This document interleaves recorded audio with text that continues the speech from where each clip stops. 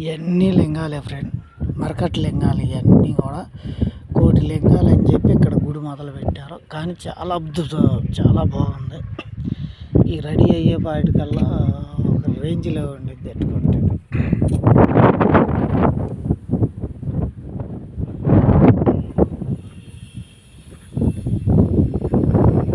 ఇవన్నీ రెడీ అయ్యే పాటికి రేంజ్లో కోటి లింగాలు ఇవన్నీ.